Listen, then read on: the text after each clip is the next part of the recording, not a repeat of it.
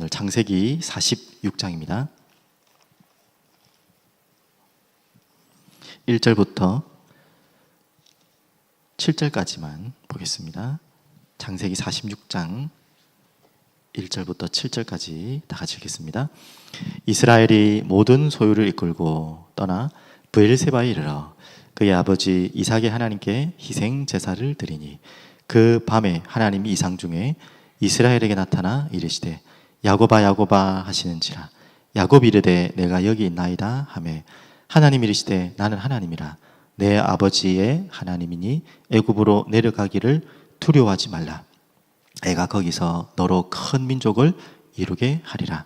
내가 너와 함께 애굽으로 내려가겠고 반드시 너를 인도하여 다시 올라올 것이며 요셉이 그의 손으로 내 눈을 감기리라 하셨더라. 야곱이 브엘세바에서 떠날새 이스라엘의 아들들이 바로가 그를 태우려고 보낸 수레에 자기들의 아버지 야곱과 자기들의 처자들을 태우고 그들의 가축과 가나안 땅에서 얻은 재물을 이끌었으며 야곱과 그의 자손들이 다 함께 애굽으로 갔더라. 이와 같이 야곱이 그 아들들과 손자들과 딸들과 손녀들 곧 그의 모든 자손을 데리고 애굽으로 갔더라. 아멘. 살아계신 주님 감사합니다. 오늘도 전능하신 하나님이 우리를 인도하고 계시고 우리가 그 인도 속에 살아가고 있음을 확인케 하여 주시옵소서. 또한 인도받기 위하여 하나님 앞에 엎드리며 질문하며 기도하는 영의 사람의 축복 누리게 하여 주시옵소서. 감사드리며 살아계신 예수 그리스도 이름으로 기도드립니다. 아멘. 오늘 이 새벽에도 여러분 개인과 현장의 또 만남 속에서 이 오순절의 만남의 축복, 능력의 축복이 일어날 줄 믿고 기도합니다. 오늘은 이제 46장인데요. 애굽으로 가는 이스라엘입니다. 제목은.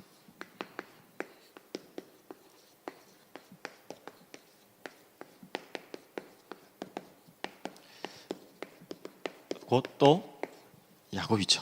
두 가지 제목을 같이 적었습니다. 제목에 좀 의미를 뒀는데요.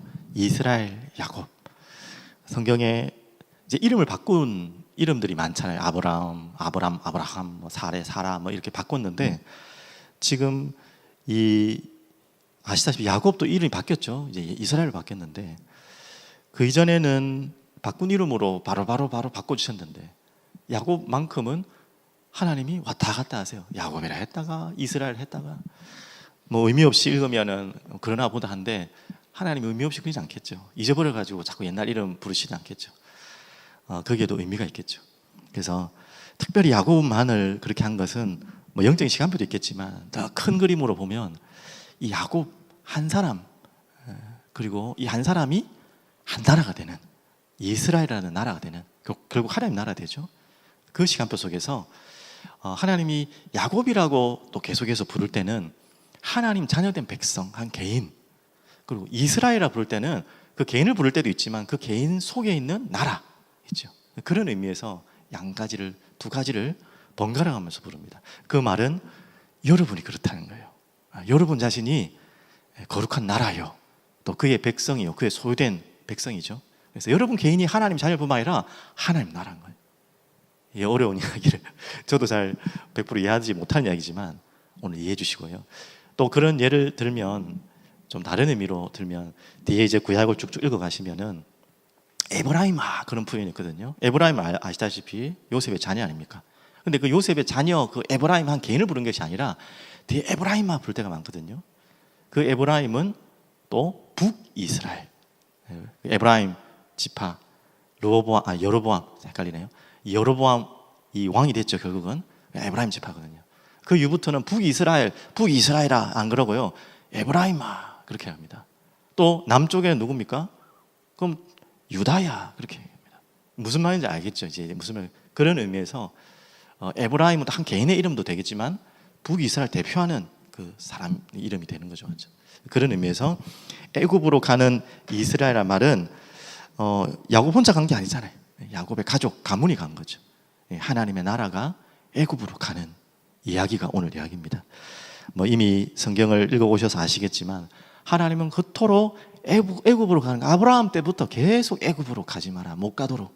아무리 흉년과 기근이 일어나도 못 가도록 계속 말리셨던 하나님인데 오늘은 또 애굽으로 그걸 망설이는 야곱에게 내려가라고 합니다. 도대체 무슨 의미일까? 오늘 그 부분을 좀 정리하면서 찾는 시간 되기 바랍니다. 어제 말씀 잠시 요약을 하면요, 참 중요한 45장이었습니다.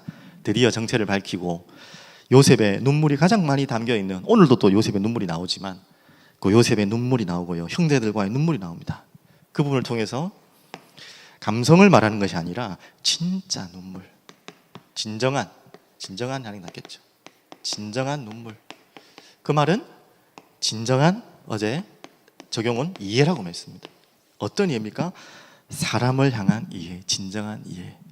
그때 눈물이 나는 거죠. 그냥 아이고 뭐 용서해 준 척하지 마시고, 그냥 잠시 그냥 용서해 주지 마시고, 진짜 사람을 이해하고 용서하고 기다리고, 그것보다 더 중요한 게 누굴 이해했죠?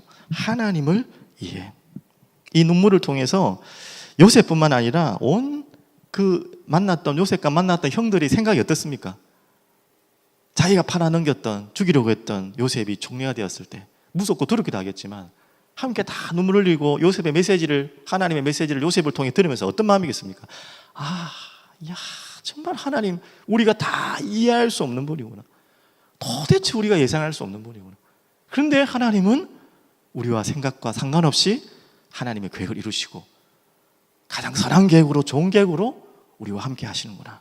그게 요셉은 뭐 이미 알았겠지만 온 이스라엘 그 가족들이 알았겠죠. 하나님을 진정으로 이해하는 것.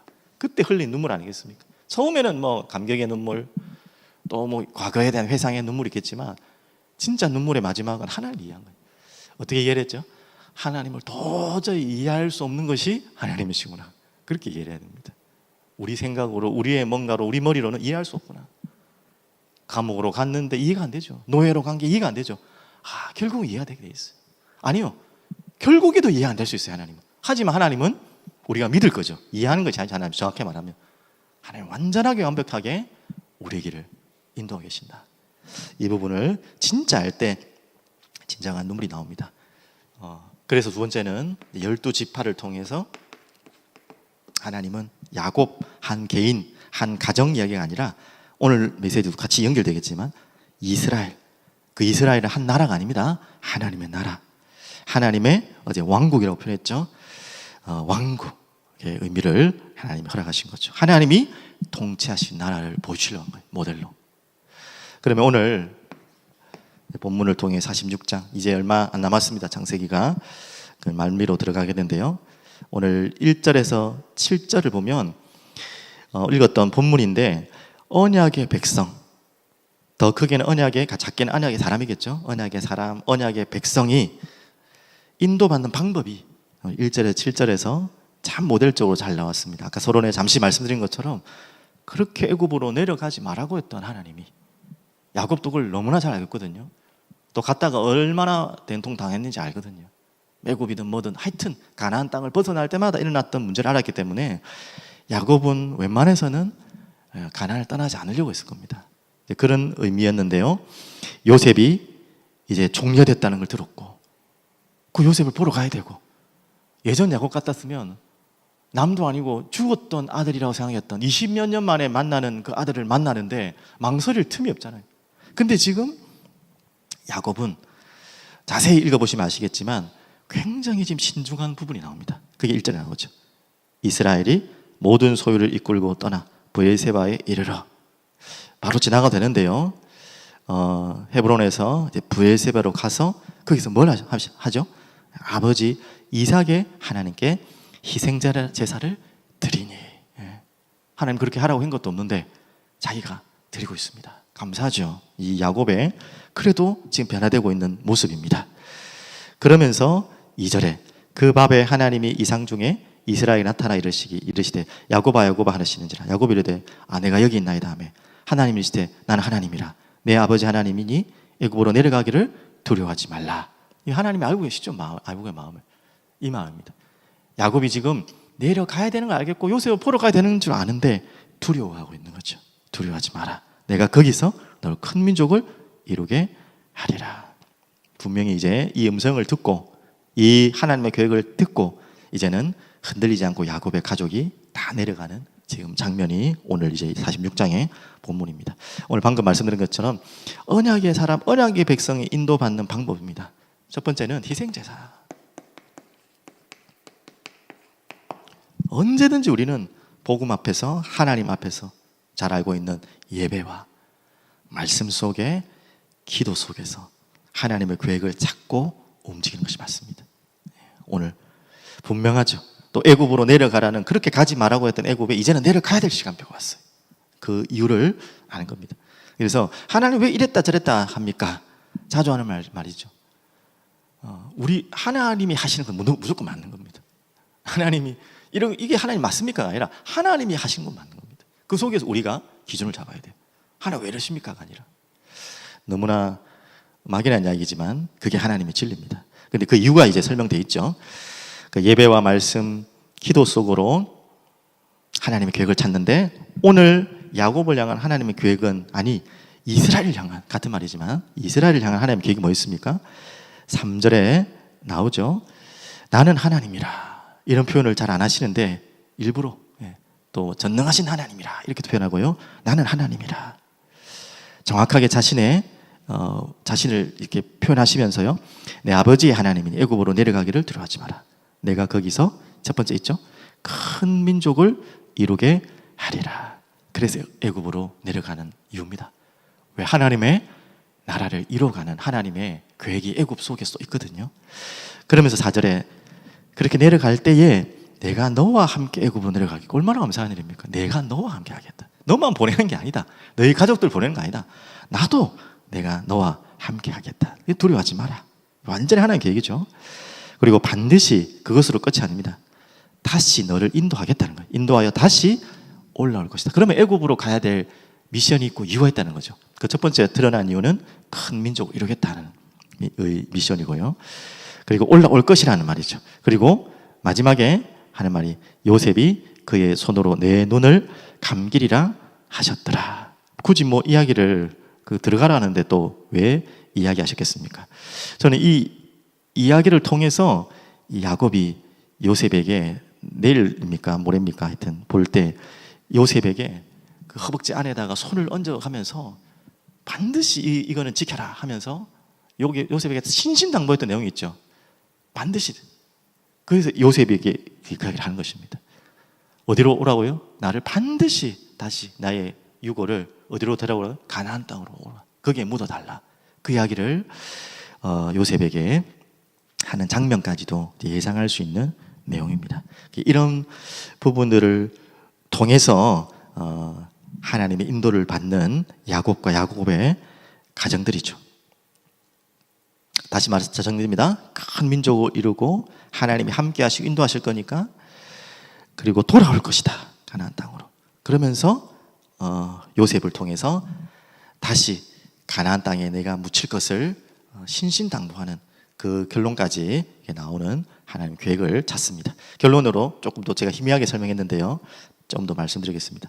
두 번째는요, 어떻게 우리가 인도받고 있냐. 야곱의 가족이 8절부터 27절까지는 다시 야곱의 어떻게 보면 족보와 같은 가족의 이름, 명단들이 쭉 다 나옵니다. 자녀들까지 해서 쭉 나오죠. 단순하게 설명한 게 아니죠. 야곱의 가정이 내려가는 것이 아니라 이 야곱의 12지파가 내려가는 것입니다. 그래서 야곱의 하나님의 나라, 하나님이 원하시는 하나님의 나라가 이렇게 지금 준비되었는데 그 모든 사람 한 명 한 명 다 이름 지었어요. 인원수까지 70명으로 나옵니다. 참고로 말씀드리면 뒤에 보면 75명이라고도 사도행전에 스데반의 설교가 나오는데, 그 부분은 여러 가지 이유가 있지만 요셉의 가족을 뺐다 안 뺐다 이 정도, 누구 가문을 뺐다 안 뺐다 그 정도 의미고 큰 의미는 아니고요.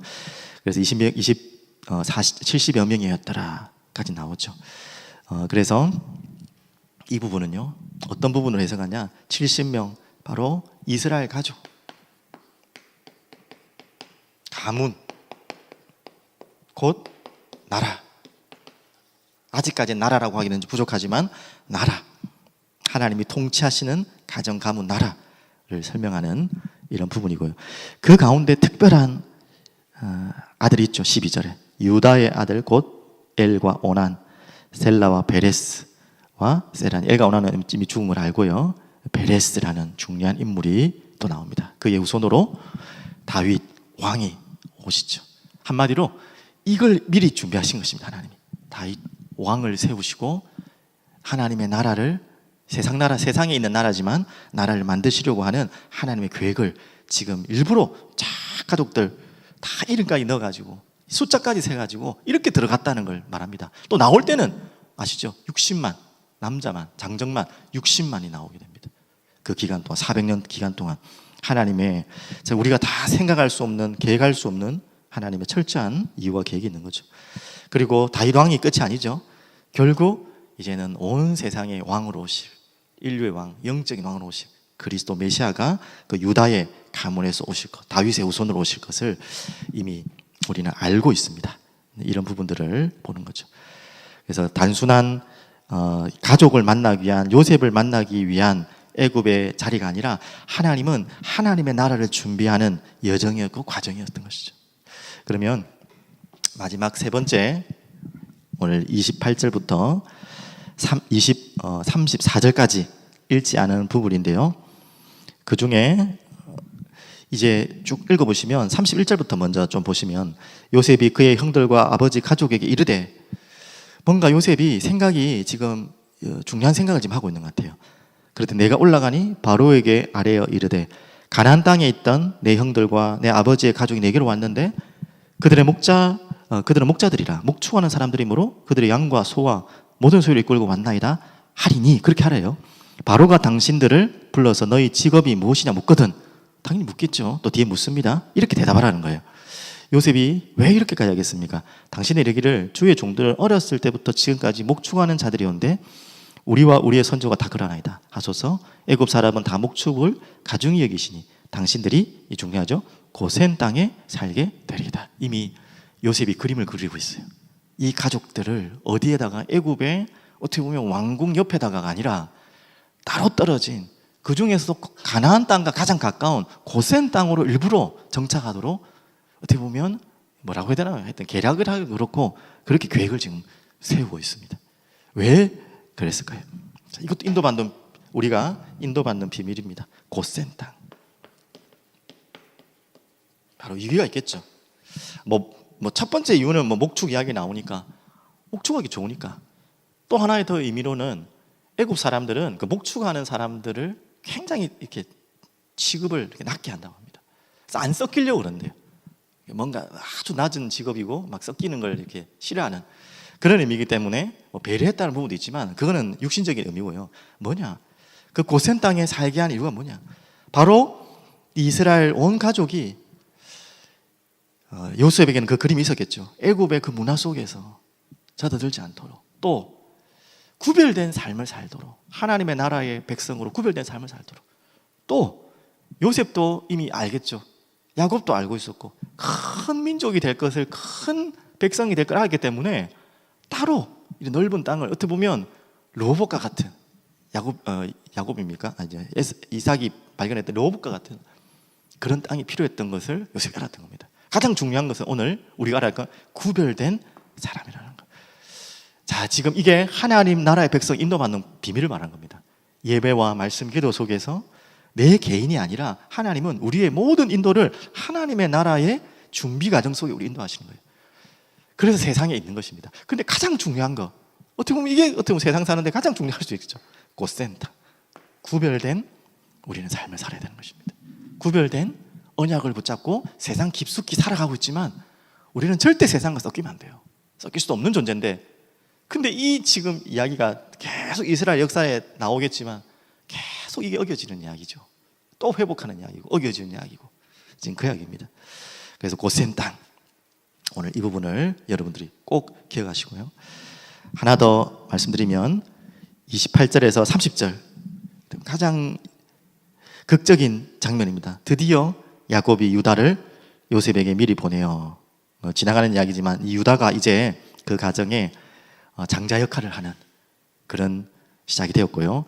결과론적 이야기고, 하나님 이미 절대 주권 속에 있었지만 그 유다가 누굽니까? 저 베냐민을 대신해서 인질로 잡힐 거라는 희생을 고백했을 때, 지금 해석이지만요, 이 상세 해석이지만 하나님은 유다를 통해서 메시아의 가문으로, 또 뒤에 야곱이 유다를 축복하는 장면이 나오거든요, 죽을 때. 그래서 너의 후손으로 주권자가 올 것을, 메시아가 올 것을 야곱은 예언하는 장면이 나옵니다. 그랬다고 또 할 수 있겠죠. 하여튼 이제 유다가 그런 중요한 자리에 오게 되고, 그 형제들의 대표가 하는 그런 자리에 오게 되었고요. 고센으로 인도하고 그 고센 땅에 이르니 이제 만납니다. 요셉이 그의 수레를 갖추고 고센으로 올라가서 그의 아버지 이스라엘 맞으며 이제 그에게 보이고 그의 목을 어금 맞추고 안고 얼마 동안 울매 이스라엘이 요셉에게 이르되 내가 지금까지 살아있고 내가 내 얼굴을 보았으니 지금은 죽어도 죽하도다. 이 감격스러운 아버지와의 만남 속에 또 함께 눈물을 흘리는, 반가운 정도가 아니라 눈물을 흘리는 그런 비밀이 있습니다. 다시 서론에 말씀드리면, 야, 이거는 단순하게 오랜만에 만난 아들이 아니라 온 가족이 다 울었겠죠. 또 하나님의 섭리, 하나님의 경외함, 도저히 다 이해할 수 없는 하나님의 놀라운 계획. 아니, 죽었던 아들을 살아있는 것만 해도 놀라고 깜짝 놀랄 일인데, 아니, 총리로, 자리가 높아서 그런 말이 아니라 총리가 되어서 한 시대를 살리는 사람으로 자리에서 만난 거죠. 죽었던 아들이, 죽었다고 생각했던 아들이. 그 만남의 눈물입니다. 얼마나 아들을 만난 기쁨보다 하나님에 대한 경외함으로, 하나님에 대한 놀라운 신뢰로, 어떻게 보면 예상될 수 있잖아요. 왜 내 아들은 죽어야 될까? 왜 짐승들한테 찢겨서 저렇게 죽어야 될까? 야곱은 평생 질문이었을 거예요. 아니, 요셉이 무엇을 잘못했을까? 왜 죽어야 될까? 그런 얼마나 많은 질문들을 20년 동안 했지 않겠습니까? 그래서 뭐 잘 됐기 때문에 이제 뭐 신뢰했다는 말 아니겠지만, 그 숨겨진 하나님의 놀라운 계획을 보면서 또 눈물을 흘리는 그런 장면입니다. 그래서 오늘 결론으로 정리를 하면, 지금 애굽에 내려갔습니다. 애굽은 그 당시에 세상 나라의 가장 큰 나라고 또 강대국이었죠. 그곳에 누가 가죠? 이스라엘. 한 가정이 가고 한 개인이 가는 것 같지만 한 나라가 지금 들어가는 장면입니다. 그곳에서 하나님은 나라를 준비하시고 또 돌아오게 되는 장면이 나오죠. 이미 여러분과 저는 참 감사하게 역사라는 게 그래서 좋은 거죠. 이미 우리는 알고 있습니다. 무엇을 알고 있죠? 출애굽. 이미 하나님은 약속하셨고 내가 너와 함께 할 것이고 반드시 너희를 이끌어 올 것이다. 그렇게 나왔죠. 하나님의 나라를 준비하는 부분들은 서론에 제가 다 이야기했고요. 그것뿐만 아니라 왜 애굽으로 내려갔냐 지금 말하는 거죠. 하나님은 이미 돌아올 것을 다 알고 계셨죠. 우리가 알고 있는데 지나간 과거를 보니까 아 그랬지, 홍해 건너고 또 뭐 10가지 재앙으로 애굽의 문화를 다 박살내버리고 바로를 완전히 무너뜨리고 나오는구나, 우린 다 알고 있잖아요. 하나님 모르시겠습니까? 우리도 알고 있는데. 그래, 하나님은 시공간 초월한다는 그 말이죠. 과거 오늘 미래 다 아는 거예요. 그래서 출애굽의 의미는 뭐죠? 그 세상 나라에 잡혀 있을 때 어떤 고난을 당하는지, 그 세상 나라에서 구별되지 못할 때 어떻게 고생하는지를 보여주게 하실 뿐만 아니라 하나님의 언약을 붙잡을 때 어떻게 되는지 그걸 다 보여주신 거죠. 그래서 어떻게 10가지 재앙을 보여주시고, 그 10가지 재앙 중에 가장 중요한 10번째 재앙, 그리고 희생제사, 유월절, 또 오순절, 수장절 계속해서 일어나는 거죠. 그것을 통해서 애굽에서 나오고 또한 홍해를 가르며 다시 가야 될 가나안 땅으로 가는 여정이 이제 계속 출애굽 아닙니까? 결국 가나안 땅 들어갈 거죠. 이미 약속하셨어요. 이때부터, 아니 그 이전부터, 창세기 15장부터 아브라함에게부터 주신 약속이 애굽으로 너희들이 400년 동안 객이 될 것이고 다시 돌아올 것을 이미 다 예언해왔어요. 이걸 아는데도 뒤에 출애굽에서는 또 불신하는, 이렇게까지 하나님 말씀하고 있는데 좀 난쟁이가 샜는데 결론 이겁니다. 출애굽해서 바로 정말 하나님이 원하시는 하나님의 나라, 하나님의 통치, 그 하나님의 통치를 믿는 하나님의 백성들이 걸어가야 될 길, 이 부분들까지 하나님이 모든 것을 준비하시고 애굽으로 내려가게 한 것입니다. 여러분 한 사람이 간다, 만난다, 어디로 간다 하는 것은 단순한 이야기가 아닙니다. 그래서 여러분들이 뭐 이사 가고 안 가고 뭐 이런 이동의 의미를 말하는 게 아니라 여러분 한 사람이 한 나라고요. 여러분 한 사람이 언약을 붙잡고 기도하고 인도받는 것이 하나님의 나라를 이루어가는 가장 중요한 답입니다. 그래서 오늘 전체 다시 결론 드리면 언약의 사람이 인도받는 방법, 철저하게 오늘 이 비밀을 좀 찾으시면서 대입하면서 하나하나 인도받으시고 응답받는 여러분 되시길 바랍니다. 진짜 결론적인 결론 다시 말씀드립니다. 뭔 복잡한 이야기 이렇게 하냐 하지만 한마디로 말하면 이겁니다. 여러분의 모든 생각과 마음이, 방향이 여기에 맞습니까? 전도와 선교. 이 부분을 날마다 질문하시고, 이게 하나님과 나와 맞는 비밀이에요. 하나님을 우리가 다 이해할 수 없지만 하나님을 우리가 가장 알고 인도받는 가장 중요한 방향이 이겁니다. 내가 오늘 잠시 살아가는 하루지만 하나님의 계획인 전도와 선교가 맞는가? 그걸 계속 질문하는 것입니다. 예배 속에, 기도 속에서. 오늘 그 시간 되기를 간절히 축복드립니다. 기도하겠습니다.